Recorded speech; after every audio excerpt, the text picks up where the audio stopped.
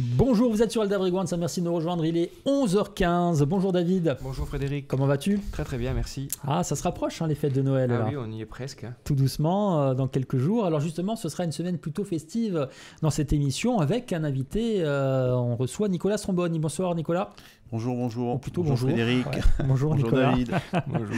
Alors, représentant de la cave Chemin des Vignobles, et vous avez été meilleur caviste de France 2011. Alors ça, c'est une belle distinction quand même, bravo. Bon, ce qui est important, c'est ce qui va se passer là, avec les recettes de David, parce qu'on va rentrer dans le concret et on a faim à cette heure-ci, 11h15, on commence à faim et soif. En effet. Alors David, cette semaine, on va faire une semaine spéciale Noël. Oui, voilà, on va proposer quelques idées de recettes. On ne va pas aller jusqu'au bout des recettes cette fois-ci, mais on va les intituler, on va donner des recettes faciles ou pas. On verra si, selon le fil de l'émission, on va donner quelques recettes, quelques idées d'entrée, de plats, de desserts tout au long de la semaine, pour pouvoir donner à nos auditeurs quelques idées de menus de fête en fait pour Noël. Et la semaine prochaine, ça sera pour le Nouvel An. Exactement. Alors, en ce lundi, on va commencer par les entrées. Qu'est-ce que tu en penses ? Alors oui, moi je pensais, donc toujours en période de fête, c'est toujours assez facile de choisir un foie gras, ou soit poêlé, soit mi-cuit. Nicolas, je ne sais pas ce que tu préfères. Et moi, le foie gras, je l'aime de toutes les façons, donc poêlé, mi-cuit. Et je crois qu'il y avait une très très belle recette, il fut un temps d'un foie gras à l'agrumes, je ne sais pas si tu l'as fait encore. En ce moment, non, on fait un foie gras au chocolat pour le marier, le chocolat. C'est très joli, ça. Ouais, c'est assez sympa. Donc voilà, on peut marier le foie gras avec ce que l'on veut, des agrumes, on peut les faire là. Je propose une petite recette avec un blinis à la châtaigne. Bon, c'est vrai que malheureusement, on n'est pas dans une grosse production de châtaigne cette année, mais pour ceux qui auront la chance d'en avoir, on peut faire un petit blinis à la châtaigne. On peut faire une petite compotée de fruits rouges ou de clémentines, et on peut venir poêler un foie gras juste saisi de chaque côté. On ne pousse pas trop loin la cuisson du foie gras, toujours pareil, pour pas que ça soit trop sec, que ça soit toujours bien moelleux. Et si on n'a pas la possibilité d'avoir du foie gras frais, on peut toujours trouver un foie gras mi-cuit. Et ça fonctionne très bien. Et ça peut fonctionner très bien. On ne le poêlera pas, mais on le mettra comme ça frais dessus, juste sur un toast de blinis, qui peut être servi tiède ou qui peut être servi froid, qui peut être servi croustillant ou qui peut être servi moelleux. Voilà, on se laisse un peu la liberté.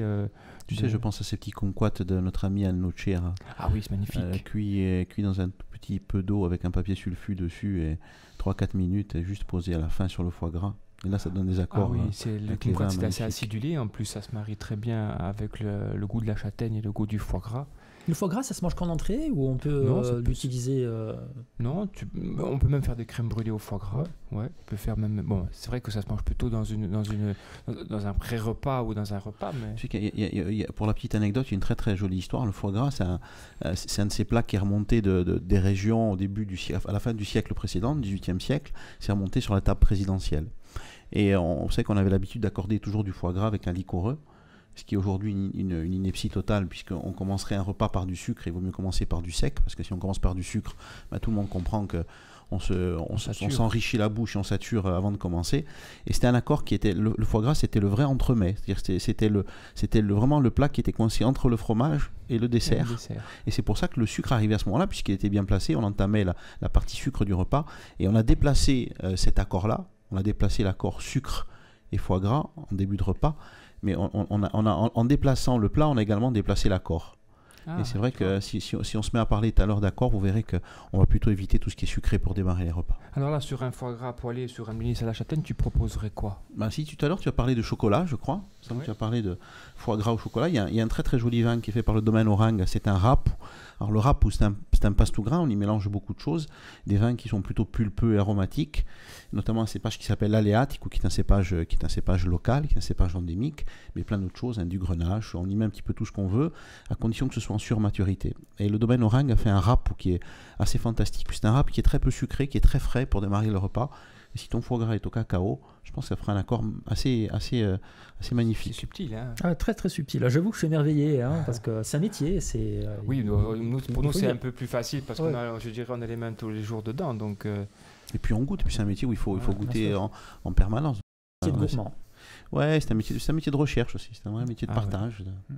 Oui, la notion de partage, comme pour les repas de fête, elle est quotidienne chez nous, parce que si tu n'as pas cette notion-là, on peut pas proposer de bons plats, je pense pas que ce soit possible et réalisable. Voilà. Et donc si c'est le chocolat, ça peut être un wrap, ou si c'est les kumquats de notre ami Anne Nochir, alors à ce moment-là, on peut partir sur un muscat sec, le muscat sec de Laetitia Toll, du Cloronasque, ça peut le faire justement parce qu'on a le côté muscaté, on a le côté exotique du muscat, mais par contre on n'a pas le sucre. Donc on est sur des grains de muscat. On est sur du muscat, voilà. Mais sur très peu de très sucre. peu de sucre. Donc on laisse pas le raisin surmûrir et se charger en sucre et en acidité. On laisse simplement on vendange le raisin quand il est juste mûr et on évite le sucre. C'est magnifique. C'est superbe. Je pense que sur le kumquat sur l'agrume, ça peut fonctionner assez bien. Il faudrait essayer. On a rien pour goûter là. moi, écoutez, vous faites. Moi, après, je goûte et je dis si c'est bon ou pas. On va aménager une petite cuisine dans le studio et au fur et à mesure, on va cuisiner en fait. Non, mais on l'a dit, il faut venir faire des émissions en direct d'une de tes cuisines, soit du Bistrotel, soit de l'Altro Verso. Alors, David, concrètement. Moi, je trouve que c'est un plat sympa. Hein. On pourrait, si on n'a pas les moyens, parce que c'est toujours aussi une question de moyens de s'offrir du foie gras, on peut faire une autre recette et je vous proposais un avocat cocktail. Donc c'est un plat, je dirais, classique, qui est accessible à tous. La sauce cocktail, c'est une sauce mayonnaise dans laquelle on additionne de la sauce tomate, non pas du ketchup. Hein. On fait une réduction de tomate presque à sec, c'est-à-dire qu'on va garder juste la pulpe une fois que la sauce est réalisée, dans lequel on peut incorporer soit du cognac, soit du whisky ou du whisky corse. Et on la pimente un petit peu avec un peu de tabasco, une sauce anglaise. Et on agrémente la chair de l'avocat avec la sauce cocktail que l'on peut servir comme ça avec une petite crevette ou une petite gambasse.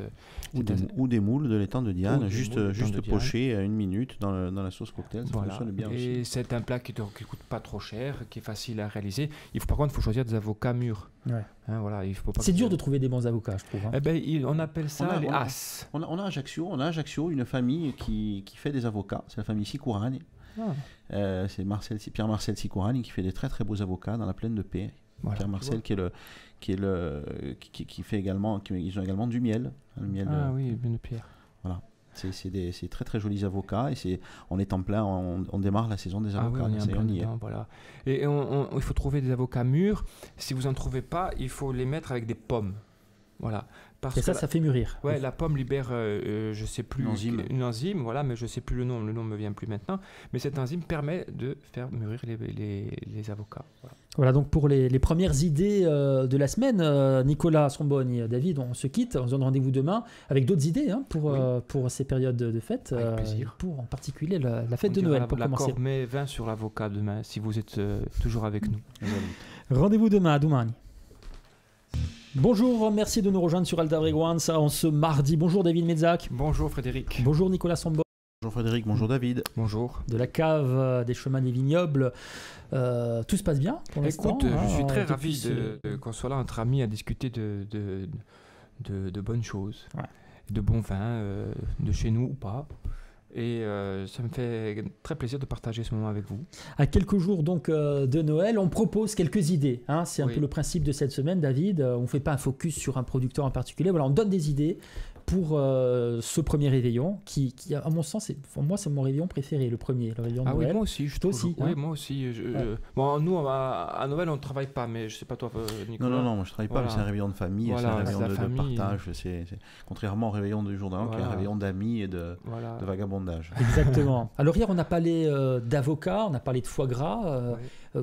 Est-ce que tu as d'autres idées, David, pour l'entrée Oui, on discutait juste après l'émission et Nicolas avait une recette d'avocat aussi, si tu veux bien en parler. C'est une recette qui est très simple, effectivement. La base de tout, c'est l'avocat bien mûr. Et bon, on a dit hier qu'on pouvait en trouver dans la région ajaxienne. Du blanc d'œuf et du jaune d'œuf cuit à 6 minutes, tout simplement écrasé, passé à la moulinette. Et dans une petite crème fraîche qu'on va faire bouillir, on fait infuser un peu de houlette. Quand la crème fraîche refroidit, on nappe ce jaune d'œuf d'un peu de cette crème, pas trop non plus, il ne faut pas que ça couvre l'avocat, et on y met quelques champignons de Paris, c'est tout. C'est un plat qui est simple à réaliser, bien sûr il faut donc 2 éléments, de la houlette de grande qualité et un bel avocat, mais une fois qu'on trouve ça, c'est à la portée de toutes les mains. Alors on boit quoi avec un avocat? Tiens, qu'est-ce qu'on peut... C'est un accord qui est très compliqué parce que l'avocat c'est un plat qui est très très gras et qui aurait tendance à enrichir un vin. Alors j'irais bien du côté de la plaine orientale avec un Clos Poggial et un vin qui a un petit peu plus de structure sans avoir forcément trop de bouquets, avec un mordant, avec un petit tonus, un Clos Poggial sur un millésime un petit peu décalé, c'est-à-dire qu'on aujourd'hui les 2015 vont sortir, on va dire en 2012 ou en 2013. Que ça veut dire un mordant? Mordant, ça veut dire qu'il y a un petit peu d'acidité, il y a une tonicité dans le vin. Il n'y a pas que le parfum et la chair. C'est un vin qui a de l'énergie en bouche. Ça vibre, ça va loin en bouche. Mordant, Frédéric. Ah ouais, j'ai bien compris. Et donc c'est ça qui balance avec le gras d'avocat. Si on fait très très simple, il y a quelque chose qui est gras et il faut le tempérer par quelque chose qui est un petit peu plus acide. D'accord. Donc un vin de caractère au niveau de l'acidité, on dira. Oui, un vin de caractère au niveau de l'acidité. Alors David, pour aujourd'hui, est-ce que tu as... Écoutez, on va passer sur... on a eu hier le foie gras et l'avocat et aujourd'hui la recette de Nicolas pour compléter tout ça. On va rester dans le chocolat, on en parlait hier. Alors une recette qui va sûrement faire bondir certaines personnes parce que normalement à Noël c'est le cabri et à Pâques c'est l'agneau. Hein, ça a toujours été comme ça, mais si vous voulez prendre de l'agneau pour Noël, il n'y a pas de problème. Je ne m'offusque pas. C'est vrai que c'est une tradition. Oui, c'est une tradition. Chacun fait comme il veut. Alors moi, j'avais pensé de faire un genre de ragoût dans lequel on va incorporer une petite masse de chocolat. Donc on n'a rien inventé, on a cuisiné du chocolat bien avant nous, c'était les Incas qui cuisinaient avec du chocolat. Donc il n'y a aucune surprise. Bon, le fait c'est qu'on n'a pas, nous, pour habitude d'agrémenter nos plats avec le chocolat, mais il y a une subtilité dans l'utilisation du chocolat dans les sauces brunes à base de viande qui est très intéressante. Et donc si on fait un cabri, comme on ferait un ragoût de cabri traditionnel, dans lequel on irait pas sur le côté vineux, mais sur le côté chocolaté, on utiliserait la même technique, mais on utiliserait un vin blanc pour déglacer, parce qu'au moment où on cabri, on fait revenir la viande, d'accord, on la dégraisse, on fait revenir la garniture aromatique, on rajoute notre cabri, on va venir peut-être un peu fariner pour lier un peu tout ça, on va déglacer avec un vin rouge en général. Il y en a qui mettent du vin blanc, mais en général c'est avec un vin rouge ou un vin rosé. Là, pour garder la place au chocolat, on va déglacer avec un vin blanc. Un vin blanc sec qui pourrait être un vin blanc du Cap Corse par exemple, voilà. Peut-être un vin qui a peut-être plus de structure, on va dire allons sur patrimoine. Un vin de patrimoine blanc de qui? Pas trop sucré, je dirais Muriel Duice du hasard. Ah oui, donc on la salue. Et donc on va faire réduire ce vin pour garder son caractère. On va mouiller avec de l'eau, on va faire cuire durant 1 heure, 1 heure et quart. Et avant la fin de la cuisson, on va venir apporter une petite poignée de chocolat selon la quantité qu'on a. Bien entendu, si on a 3 cabris à cuire, on ne peut pas apporter la même quantité. Mais pour un cabri, on va apporter par exemple 50-60 grammes de chocolat. On va le laisser fondre, on va le laisser compoter un petit peu. Et on va venir râper une clémentine. D'accord, juste avant l'envoi, pour garder le côté frais, le côté un peu tonique, un peu acide. On va venir la râper juste à l'envoi. Alors, c'est un plat qui se mange peut-être avec une petite poulette d'agrumes, une petite purée de pois chiches. J'ai eu l'occasion, il y a quelques années, de manger un très très beau plat. C'était une polenta de maïs liée simplement avec de la confiture d'agrumes amers. C'était à la Villa Calvi, c'était Christophe Baquier qui faisait ce plat-là. C'était un très très beau plat. Et pour un joli plat comme ça, avec une touche d'amer et d'acide, ça peut être extrêmement intéressant. Voilà, il faut oser un petit peu. C'est un plat atypique quand même pour Noël. Oui, c'est un plat. On a toujours l'habitude de faire le cabri rôti ou en sauce ou le gigot. Voilà, c'est une façon différente de voir un peu Noël avec les produits de Noël, le chocolat, le cabri, un bon vin. Qu'est-ce qu'on pourrait boire si on reste, si on s'accorde sur le terme de mordant et que tout le monde comprend désormais le sens du sens, enfin le sens du mot, on peut aller chez Nicolas Mariotte, il y a patrimoine, parce sur Agnelluccio jeune, alors l'Agnelluccio jeune, ça a souvent des nez un peu chocolatés, un peu réglissés, et puis comme c'est jeune, c'est encore des vins qui ont une acidité encore un peu marquée, donc mordant, et pourquoi pas l'acidité qui irait chercher l'amertume et l'agrume, et puis la structure du vin avec ce nez un peu torréfié, chocolaté, avec une bouche un peu épaisse, ça pourrait peut-être fonctionner. Encore une fois, il faudrait essayer, parce qu'en théorie ça marche, mais pratique, il faut voir. Pratique, il faut goûter, c'est vrai. Nicolas, est-ce qu'on peut, dans un même repas, parce qu'hier pour l'entrée, une première entrée, il y avait un vin approprié, ensuite pour le plat, donc il va y avoir une autre saveur, est-ce qu'on peut mélanger les vins au cours d'un même repas ? Ou est-ce que c'est déconseillé ? Moi, j'aime bien mélanger les choses à partir du moment où elles sont bonnes. est-ce qu'on peut composer une tablée de gens qui ne sont pas tous issus du même sérail ou de la même obédience? Est-ce qu'on peut mélanger les amis? Est-ce qu'on peut mixer les tables? Je dirais que ça dépend de la qualité des convives, de la qualité des vins, de la qualité des mets. En tout cas, moi, j'y suis pas opposé, j'évite de mettre les choses dans les cases. D'accord, donc ouais, c'est une belle formule, parce que souvent on entend dire qu'il ne faut pas mélanger les alcools, mais là... Moi, je me suis aperçu qu'on était malade quand on mélangeait ce qui n'était pas bon, et surtout quand on oubliait de boire de l'eau. Ouais. Parce qu'il faut boire beaucoup d'eau quand on fait des grands repas comme ça, arrosés, des grands repas arrosés, surtout au moment des fêtes de Noël. Hein, il ne faut pas oublier un verre de vin, un verre d'eau. Il y a une explication que je ne vous donnerai pas parce qu'elle est bien trop longue, mais il ne faut surtout pas oublier cette double dose, un verre d'eau, un verre de vin. Puis évidemment, il y a aussi les quantités. À partir du moment où on commence à abuser un petit peu, donc toujours avec modération évidemment, mais on se gâche un peu le plaisir. Non, mais je crois que sur des repas de fête comme ça qui durent un peu longtemps, 2-3 verres de vin sur 3-4 heures, c'est quelque chose qui est largement assimilable par l'organisme, à condition qu'on mange. C'est toujours pareil, boire sans manger, c'est extrêmement risqué. Oui, et puis comme tu dis, c'est une question de modération. Il n'y a aucun intérêt à se boire 3-4 verres de vin à l'apéritif pour se gâcher le repas finalement. Rassurez-vous, messieurs, aujourd'hui le sens de la consommation, c'est on boit beaucoup mieux et on boit beaucoup moins. Donc, rassurons tout le monde. Les censeurs, défenseurs j'espère qu'on ne sera pas sous contravention quand on va sortir d'ici.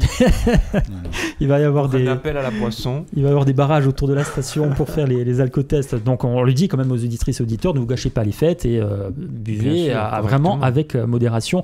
Et si vous devez prendre la voiture par la suite, faites attention ou faites-vous conduire.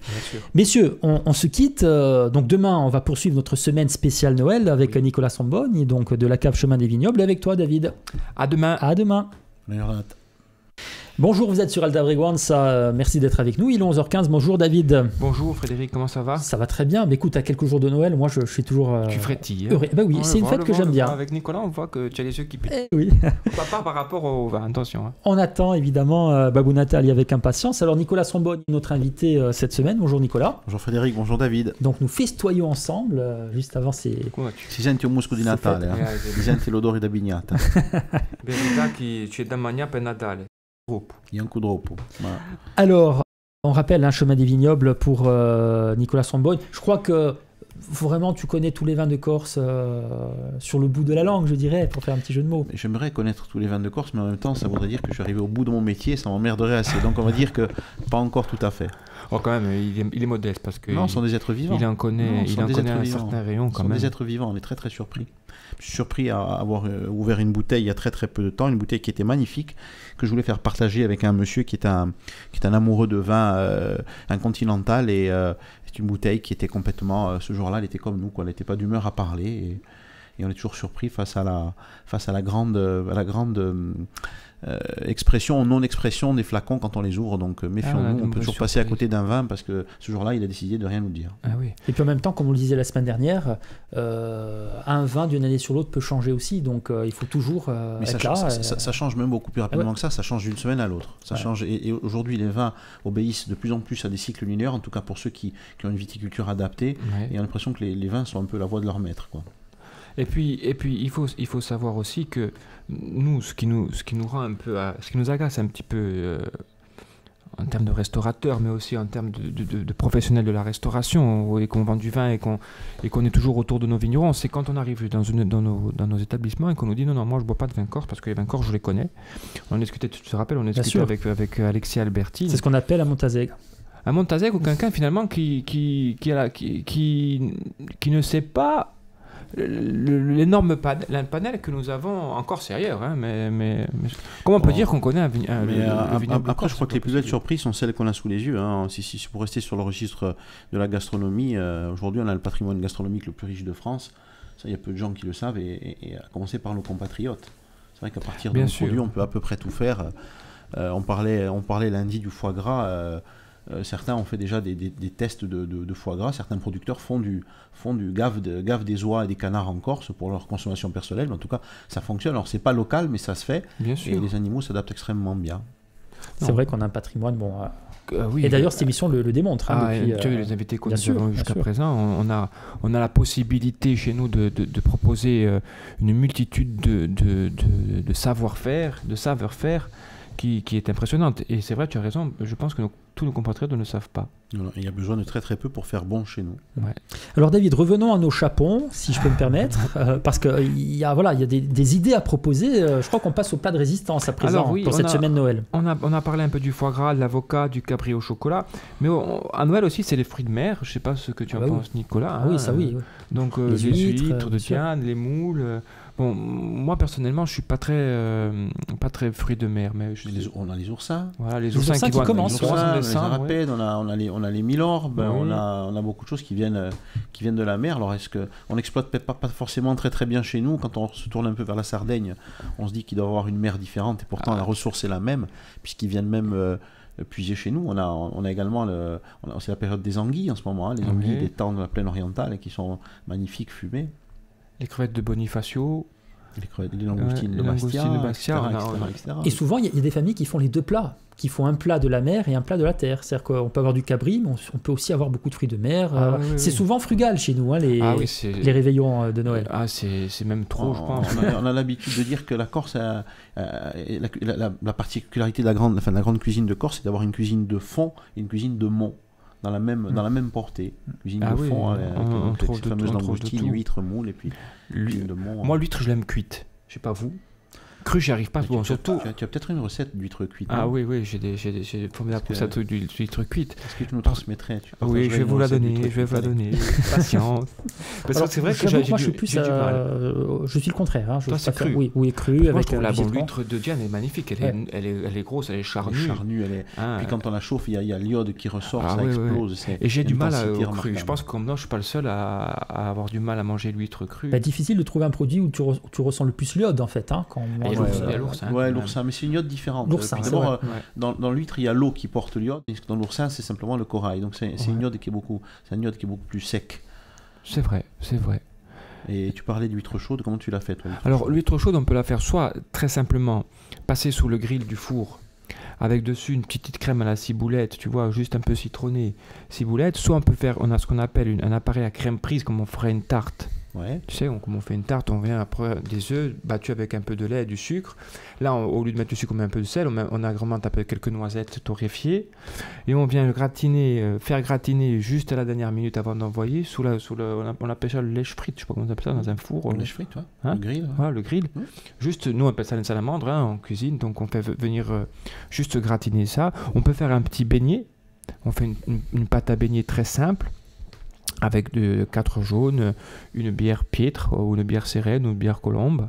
On agrémente ça avec 4 blancs d'œufs montés rapidement, un peu de sel, un peu de levure. Et on plonge ça comme une pâte très légère pour les légumes. On vient plonger l'huître dedans et la frire tout simplement. C'était une des recettes de Philippe Vincenzini, si ma mémoire est bonne, il remplaçait la farine par de la farine de châtaigne. Il faisait ce beignet à la farine de châtaigne, beignet d'huître à la farine de châtaigne. Je pense que la recette, elle vient de Vincent Tabarani. C'est l'école de Chinagourt, ça. Et le goût, il n'est pas un peu lourd quand même? Ça dépend la quantité de pâte que tu mets. Non, parce que il y a la touche de sucrosité quand même, la farine de châtaigne sur l'hyper-iodé de l'huître, et ça fait juste une touche très légère, un marquage très léger de sucre sur le sel. C'est assez intéressant. Mais voilà l'idée. On peut faire, alors tiens, pour agrémenter, tu me donnes une autre idée. On a l'habitude de faire une huile piquante avec le chorizo, tu sais. Ouais. On peut faire ça avec figatelle. On fait cuire notre figatelle, on le mixe avec une huile d'olive ou une huile plus discrète, je dirais. Ouais. Et on peut avoir une huile de figatelle qui vient... Grand classique du bassin d'Arcachon, l'huître à la saucisse. Voilà. Oui, parce qu'en plus, le figatel commence à cette époque de l'année. Notre baroudeur. On peut s'amuser avec de la roulette dessus. Et puis après, il y a ce grand classique français de beurre... Le beurre, comment on appelle ça, le beurre maître d'hôtel, beurre pommade, cognac, persil, ail, sur l'huître et passer sous la salamandre, un peu de citron, bien sûr. Voilà, tout est facile. Près du micro, David. Pardon, en fait. Allongé dans le canapé. Ça lui a donné faim avec il était en train de rêver une coupe de champagne. C'est exactement ça. J'étais en train de rêver ce qu'on pouvait. Alors l'huître, on est obligé de sortir un peu en tout cas l'huître chaude, on est obligé de sortir un peu de nos contrées et aller sur des champagnes, sur un grand blanc de blanc, parce que l'huître ça emmène l'effervescence. C'est vrai que l'effervescence on la trouve ailleurs, mais on pourrait, si on fait un clin d'œil italien, la trouver en Vénétie avec un grand prosecco aussi, ça fonctionne très très bien. Prosecco, c'est un grand prosecco. Ah, c'est magnifique. Qui sont des cousins. On fait du vin pétillant finalement. On fait pas ça, on en fait, mais on fait pas ça très très bien. Ah, d'accord. Il faut se rappeler. Il y a personne qui s'est déterminé. Il y en a plein, mais il y a Jean-Charles Labatouche qui fait un pétillant d'un cépage qui s'appelle Barbaros, qui est très très joli, mais aujourd'hui je crois qu'il faut rester dans... On fait des choses merveilleusement bien, on fait des grands chacarils, on fait des grands blancs de terroir, des muscats épatants. Je crois qu'il faut laisser les bulles à ceux qui ont des terroirs ultra-calcaires dans des contrées lointaines. Le terroir n'est pas approprié, tu dirais? Non. Et tu confirmes, Nicolas, que la qualité de nos vins en Corse a considérablement augmenté ces dernières années, ces 10-15 dernières années? Mais disons que si on se tourne un peu en arrière, on a fait simplement que revenir à des niveaux où on a toujours été depuis 5 ou 600 ans. Quoi, là. Le vignoble corse était un vignoble cyclique. On a été, quand on sait comme il était difficile pour des marchands génois ou pisans de venir en Corse chercher du vin, on imagine que s'ils venaient chercher du vin, c'était pas pour rien, c'est qu'il y avait une certaine qualité. On parle il y a 500-600 ans en arrière. Quoi. D'ailleurs, il y avait un label qui s'appelait Vini Navigati. Quand les vins partaient de patrimoine et qu'ils arrivaient à Macinaggio en bateau, s'ils arrivaient intacts, ils recevaient ce label qui voulait dire prêt à l'exportation. C'était il y a 600 ans. D'accord, donc effectivement, c'est bien de le rappeler aussi, un savoir-faire qui est ancestral chez nous. On va continuer de parler de vin et de champagne demain, en ces fêtes de Noël, à quelques jours de Noël, avec d'autres propositions et d'autres idées de plats, David. Oui, donc à demain. Alors, à demain. Vous êtes sur Alta Brigouanza, il est 11h15. Bonjour David. Bonjour Frédéric. Comment vas-tu à quelques jours de Noël? Très bien, je suis très très bien parce qu'en off on ne parle que de bons produits, de bons vins et j'aimerais que tout le monde soit avec nous là au milieu pour partager tout ça. Bon, ils nous écoutent, mais j'aimerais qu'ils soient là avec nous pour partager ces petits moments sympathiques et privilégiés. Il faudrait ouvrir les micros avant le générique parce qu'effectivement il y en a, des infos. Alors on va dire bonjour quand même à notre invité cette semaine, Nicolas Samboni, bonjour. Bonjour. Cave Chemin des Vignobles, spécialiste du vin et du bon vin, et plus particulièrement du vin corse, et qui nous accompagne tout au long de cette semaine festive, donc à quelques jours de Noël, où David, tu nous donnes quelques idées de plats. Alors pour sortir des sentiers battus, bon... Enfin, effectivement, on a le cabri, on a... Ah oui, on a parlé quoi d'avocat avec de l'huître, on a parlé du foie gras avec le chocolat. Je crois qu'on a si les auditeurs ont été fidèles depuis lundi, on a quasiment terminé le menu de fête. Il nous reste la pointe de fromage peut-être, la pointe sucrée aussi. Ah oui, on peut parler de la gamme de fromages très intéressante que nous avons en Corse, de Niolo jusqu'à Sartène. On a une gamme magnifique. Une grande particularité à Sartène, puisque la Sartène est en passe d'avoir l'AOP. Ça sera la seule région de France à avoir légalement le droit de fumer ses fromages au bois de lentisque. C'est magnifique. Ah, superbe. Et c'est vrai qu'on a beaucoup parlé des produits corses tout au long de cette semaine, mais bon, maintenant on va parler des fromages. Et là aussi, on est quand même, on est dans le très haut niveau quand même. On est dans le très haut niveau. On est sur des fromages qui ont des typicités différentes du nord au sud. 5 typicités différentes, 5 typicités marquées. Le Liolink, le Calenzane, le Basilicate, le Venaquet, la Casinca, et puis le Sartenay. Non, Casinca, c'est pas. Casinca, le bas de la Casinca, c'est considéré comme certains comme Venaquet, d'autres sont des tomes. Alors les grandes tomes qu'on fait en Casinca ne sont pas des tomes qui sont répertoriés, affiliés à une AOC, enfin une AOP ou une autre aujourd'hui, puisqu'on estime que même si la qualité est là, il n'y a pas forcément en tout cas le marquage terroir pour l'inscrire dans une micro-région particulière. Pour l'instant, l'AOC n'est que sous le broch. L'AOC n'est que sous le broch, est en passe d'avoir l'AOC le Bastelic-Catch, le Venaquet et le Sartenay, je crois. Alors Nio, le Calenzane, je ne sais plus. Mais en tout cas, pour l'exportation et pour la reconnaissance de ce micro-terroir fabuleusement riche, ça serait parfait. C'est très difficile de proposer. J'ai souvent essayé de proposer des plateaux de fromage. Bon, déjà, c'est un coût important. Il faut savoir que quand tu proposes un plateau de fromage, c'est un coût important pour le restaurateur, à la base, parce qu'il y a de la perte. Il faut tailler, il faut entamer, il faut parer, il faut que le plateau soit joli, il faut que le plateau soit appétissant. Voilà. Pour que le plateau soit appétissant, mais un fromage ça vit, donc il faut le rendre beau tous les jours, et en le rendant beau, il a de la perte. Voilà. Bon, après il faut transformer ces produits-là, on peut les transformer, il y a beaucoup de choses à faire. Les fameux beignets de fromage, on fait mille choses avec des tartes de fromage, des pâtes de fromage, des croque-monsieur, on peut faire des très croque-monsieur avec du fromage fondu, un temps pour temps, crème fraîche bouillie, des parures de fromage mixées avec un peu de poivre blanc, ça fait un appareil à croque-monsieur fabuleux. Et puis une chose que j'adore, c'est le fromage sur les pâtes. Et sur les lasagnes. Non, pas sur les lasagnes, mais sur les pâtes, sur les spaghettis en particulier. Le fromage corse, alors là, c'est... Ah, tu as une vieille tome de Sartène. Ah oui. bien affiné, juste râpé sur une petite poêlée de conquilles ou de farfalle ou de penne. Et c'est vrai que finalement, c'est pas très, très compliqué de se faire plaisir. Il suffit d'avoir les bonnes choses. Il y a une recette qui est très sympa, qu'on a eu l'occasion de goûter ces jours-ci. C'est une recette qu'on faisait ou qu'on fait toujours traditionnellement pour les morts dans l'Alta Rock, notamment à Lévis, à Tsonza. C'est la tchatch de pommes de terre. Extrêmement simple, de la pulpe de pommes de terre, de l'huile chauffée avec de l'ail en morceaux. L'huile va pomper le sucre de l'ail. On verse cette huile débarrassée de l'ail dans la pulpe de pommes de terre et là on râpe cette tome de 24 mois et on met au four dans un appareil, on met cet appareil dans une pâte classique et puis voilà quoi, très très épais et ça dure 2-3 jours et c'est absolument merveilleux. Avec les fromages, il y a une multitude de recettes, mais je pense qu'à un moment donné, le fromage, il faut le laisser sa place de fin de repas où on le déguste tel quel, voilà, un peu de confiture de figues que notre mère a fait au mois de septembre, un peu de confit de clémentine, tu sais que nous, salade. Nous on préconise de servir, on préconise à la boutique, on préconise de servir, alors les marchands de vin avant tout, c'est normal, mais on préconise de servir le fromage en début de repas, pour 2 raisons. D'abord parce que le fromage, ça emmène des blancs, et un blanc et un fromage, c'est un apéritif qui est tout simple à faire et qui est à la portée de tout le monde, encore une fois, à condition qu'on trouve le bon fromage et le bon blanc. Et puis surtout, quand arrive le fromage en période de fête, quand on a goûté le foie gras, quand on a goûté l'huître, le cabri, le chapon dont on n'a pas parlé, etc., souvent on arrive un peu à saturation et on ne profite pas d'un très très beau plateau de fromage. Or, en début de repas, on en profite pleinement puisque les saveurs sont là, le palais, les papilles sont ouvertes et le vin blanc rafraîchit le tout. Certains font des repas de fromage entièrement. Ouais. Bon là, on va pas proposer ça. J'avais connu un restaurant à Nice, quand j'étais un étudiant à Nice, je sais plus le nom du restaurant, mais il ne proposait que un repas intégral sur les fromages. Bon, c'est très amusant à faire. Il faut de convives qui supportent tous le fromage parce qu'il y a toujours dans une assemblée quelqu'un qui a une aversion pour ce produit-là et c'est dommage parce qu'on quitte un peu la notion de partage et ça mais chez moi dans ma famille quand il y a le fromage à table il y a une personne qui quitte la table souvent. Et manger du fromage en entrée, n'y a-t-il pas le risque justement qu'on soit, comme on dit chez nous, tête en fin de repas et que... Parce que c'est gourmand. J'oserais dire quelle est l'importance. C'est pas très grave. Mais en tout cas, sur une formule d'avant Noël, le repas d'avant Noël, le 23 au soir, si on veut éviter justement de se saturer, un joli plateau de fromage, un peu de salade verte, il ne faut pas oublier la salade ou les endives, parce qu'on est dans la saison des endives, avec quelques noix de chez nous. Et puis voilà, puis deux vins blancs, parce que le fromage appelle plutôt un vin blanc qu'un vin rouge. Pour une raison simple, c'est que le fromage est souvent salé, voire un petit peu fort avec des saveurs un peu prononcées, et puis le vin blanc vient apaiser et rafraîchir le tout. Et il y a beaucoup plus d'intérêt à goûter des blancs avec des fromages que des rouges.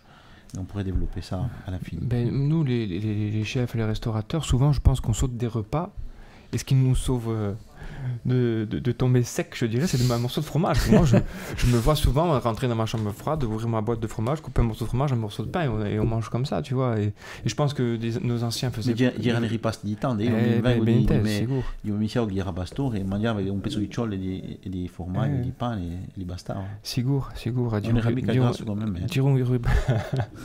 Era fitto come me. Piuttosto. Ceci dit, tout le monde qui digère le fromage dès lors qu'on en mange une certaine quantité. Oui, il faut toujours rester raisonnable. Tu sais qu'on a oublié de parler du brooch. Le brooch, je pense que je suis d'une nostalgie extrême parce que depuis que les frères Capirige ont disparu de Scaglioli, j'ai mon ami Raphaël Esperine, il ne me voudra pas de dire ça, qui fait un très bon brooch avec qui je travaille, mais je ne retrouverai plus le goût de mon enfance en fait. Il faisait un brooch, Nicolas, c'était d'une onctuosité, d'un gras, d'une saveur particulière. Et c'est vrai que quand maintenant je reviens sur les broochs qui sont très bons, c'est pas ça que je dis, mais j'ai jamais réussi à retrouver le goût de mon enfance. Moi, il m'arrive encore d'aller chez Gendré et Mireille Mamé, quand le brooch sort flocon, quand il sort de la radio, quand il remonte à peine à la surface, on dirait une neige inversée. Hein, le terme de flocon est vraiment bien adapté. Et il y emmenait mes enfants. Et le brooch qui sort de la padiole, même si c'est pas le goût tout à fait de l'enfance, ça reste quand même un moment unique. Et ça, c'est un moment que tout le monde devrait partager ou connaître, parce que c'est un moment simple de la vie, mais à la fois qui porte tant d'intemporalité. C'est pour ça que je te dis que moi j'ai grandi là avec eux, au milieu des cajailles, au milieu du chaudron. J'étais là quand ils faisaient le brooch. Tu as toujours ces saveurs, tu vois. Et c'est vrai que ça sent. Hein. Et ça sent, c'est un baume, c'est magnifiquement bon. Et tu l'as goûté juste au-dessus de la padiole et c'est magnifique. Et pour rester sur les accords mets-vins, quand je demandais à mon grand-père, quand j'étais gamin, qu'est-ce qu'on fait avec un brooch, il me disait une brooch zibilla, quoi. Avec un brooch frais, on ne boit rien d'autre que de l'eau. Alors c'est vrai qu'on a vraiment d'eau de vie. Ou de l'aquavite. Disons que moi, voilà, un brooch sans aquavite, je préfère un brooch ou pas, ou alors. Ah, oui. Je préfère bien le laisser mûrir et durcir. Tu arroses ton... Ah, mais alors, je vais te dire, je bois très peu d'alcool, mais avec le brooch, l'aquavite, je veux dire que j'ai la main généreuse. Je sais pas pourquoi. Pour moi, il y a cette harmonie de goût. Je pense que je suis pas le seul. Hein. On a souvent sur des opérations de promo sur le continent, simplement un brooch fait de la veille avec un peu de sucre écrasé à la fourchette, non pas mixé, et une pointe d'eau de vie de cédrat de Mavel, qui est une eau de vie extrêmement fine et très délicate. Sur le brooch, ça se marie très très bien. Bon, écoutez, moi je suis content. Non. Bon, allez, on va Amenez-moi du brooch et qu'on en finisse. On va en garder un petit peu sous le pied. Tu pourras manger pour le réveillon de Noël. On va en garder un petit peu sous le pied pour demain, dernier jour. On parlera des desserts peut-être. Au rôti de Nadal et la bûche de Noël, voilà. Des petites idées de bûches à notre petit niveau, le niveau de Corse. On ne parlera pas des grosses bûches, gros concept médiatique de Christophe Michalak qui cette année nous fait un piano, qui est un pâtissier excellentissime, un champion du monde.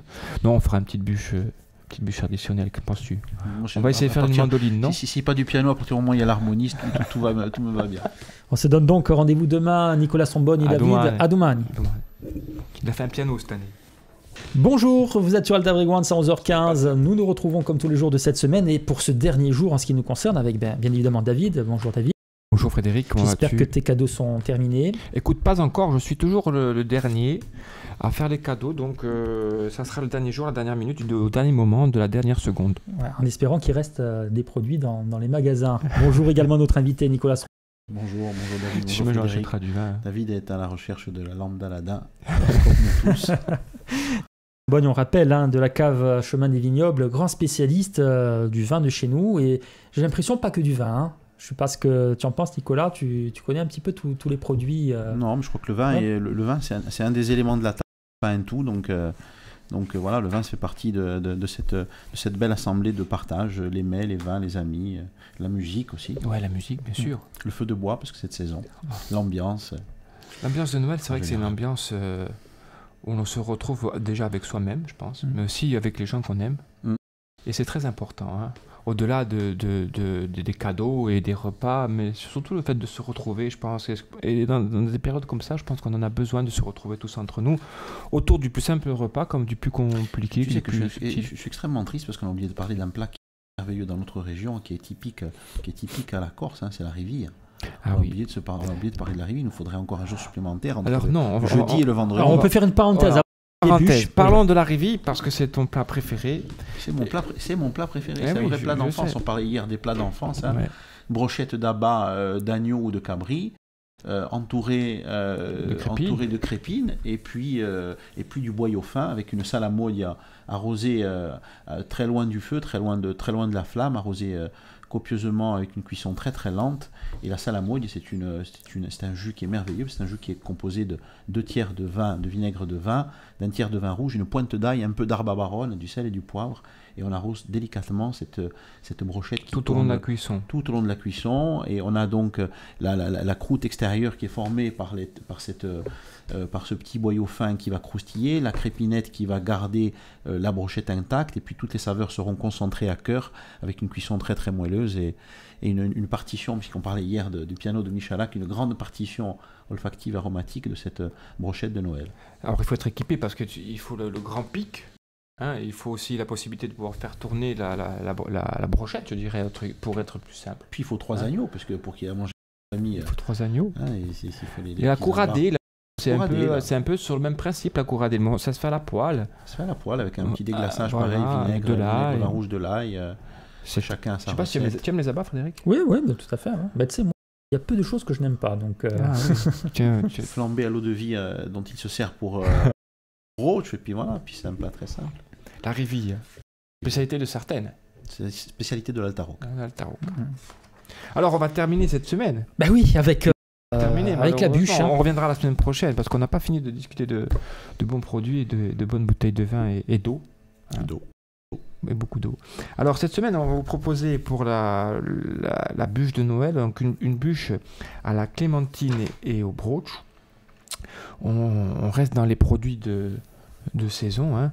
On peut faire aussi, si on n'est pas fan de clémentine de Broge, on peut la faire au chocolat avec de la noisette. Bon, c'est vraiment selon votre goût. Alors on peut faire de deux façons. Soit on fait une génoise classique, hein, on appelle ça aussi un biscuit à rouler, hein, 4 œufs, 125 g de sucre, 125 g de farine. Comment on procède? On monte les 4 œufs avec les 125 g de sucre, les 4 œufs entiers. On obtient ce que l'on appelle un appareil qui est émulsionné, foisonné au ruban. Ça veut dire qu'on peut faire un ruban avec le fouet. Hein, et on vient incorporer les 125 g de farine à la fin délicatement, hein, pour obtenir notre biscuit. Ça, c'est la plus simple des recettes, c'est le biscuit génoise. Et il y a un biscuit qui est un peu plus intéressant, qui s'appelle le biscuit Joconde, qui est à peu près sur le même principe au niveau technique, mais dans lequel on vient incorporer une poudre d'amande ou une poudre de noisette, selon ce que l'on veut faire, et à la fin du beurre qui vient apporter qui vient apporter ce côté un peu, je dirais, gourmand, sucré, qui vient relever un peu, qui est un peu un exemple de goût finalement, le beurre. Bon, j'entends déjà certains qui me disent mais le beurre c'est gras et tout, bon bref, mais ça vient vraiment c'est Noël, allez. C'est Noël, voilà. Bon. Donc je conseille le biscuit Joconde, tu vois, qui vient vraiment, qui a vraiment une texture, une onctuosité, et qui développe vraiment plus de saveur qu'une génoise que l'on pourrait faire pour un fraisier par exemple. Donc pour le biscuit Joconde, il nous faut 4 œufs entiers, il nous faut 150 g de poudre d'amande. En fait, c'est presque un temps pourtant entre la poudre d'amande et le sucre glace. 150 g de poudre d'amande, 150 g de sucre glace. Il nous faut 40 g de farine, 30 g de beurre, 4 blancs et 20 g de sucre. Alors comment on procède? C'est très simple. Pour faire votre biscuit Joconde, on va monter, pareil comme pour une génoise, les œufs avec le sucre glace et la poudre d'amande. Quand le mélange il est bien homogène, bien mousseux, ça prend à peu près 8 minutes quand même, hein. Il faut être un peu patient, hein. On va le débarrasser et on va incorporer délicatement les œufs qui ont été montés avec blanc et blanc et sucre. Donc, meringuer en fait. Mais on fait toujours la même erreur, c'est de monter trop les blancs. On les serre trop. Après, ça devient un peu granuleux. Et on n'arrive pas à incorporer les blancs d'œufs à l'appareil. Ce qui fait qu'on va mélanger. Ensuite, on va avoir un appareil liquide qui va être tout fin, tout sec, et qui va casser le travail que l'on a fait avant, c'est-à-dire le travail d'incorporer de l'air dans le biscuit pour qu'il soit aérien, pour qu'il soit moelleux. On vient le casser par le fait d'incorporer les blancs qui ont été trop montés. Alors, on monte des blancs, on appelle ça bec d'oiseau. C'est-à-dire c'est presque liquide, mais quand on sort du fouet, ça fait comme un bec d'oiseau, en fait. Hein, ça retombe, ça retombe. Retombé. Donc les œufs sont brillants, les blancs sont brillants, ils ont été meringués, mais ils ne sont pas serrés. D'accord. Voilà, c'est un petit astuce. Et il y a une petite technique à avoir, je pense. Hein. Oui, non, il y a une petite pratique. Ouais. Si on sait faire une génoise, on sait faire un biscuit Joconde, on pourra en fait une petite meringue légère. D'accord. Voilà, on va plaquer ça sur une plaque qui va au four avec un papier sulfurisé ou un silpate, un exopate, une toile de cuisson qu'on appelle chez nous professionnels. Et on va cuire ça, ce petit biscuit, durant 7-8 minutes, 160-180 degrés. Toujours pareil. On a tous tendance à cuire trop fort nos aliments comme nos desserts, comme nos biscuits. Donc on réduit 160, 170, c'est très bien. Hein, juste la coloration, il faut que le biscuit soit onctueux. Si vous arrivez à faire un biscuit onctueux, vous n'aurez pas besoin d'imbiber. Il sera onctueux, moelleux à souhait. Si on n'a pas réussi, qu'on obtient un biscuit, il faut laisser une journée pour que l'amidon devienne poreux et absorbe les sucres. Ou alors on a un petit sirop et on imbibe. Voilà. Alors après, on l'agrémente d'une pâtissière à la clémentine. Hein, une fois qu'on est cuit, on vient napper d'une pâtissière à la clémentine. Alors une pâtissière à la clémentine, c'est très simple. On prend 500 g de jus de clémentine, 150 g de lait que l'on fait cuire. On va verser cela sur 4 jus blanchis avec 80 g de sucre. On va incorporer 50 g de maïzena. Évitons la farine parce que la farine ça donne un petit goût acre, tu vois, surtout quand elle n'est pas assez cuite. Donc il vaut mieux choisir de la maïzena. Et on vient râper quelques zestes de clémentine. On vient mixer avec un peu de beurre pour avoir une crème pâtissière un peu onctueuse et légère. On garnit génoise ou biscuit Joconde avec la crème pâtissière.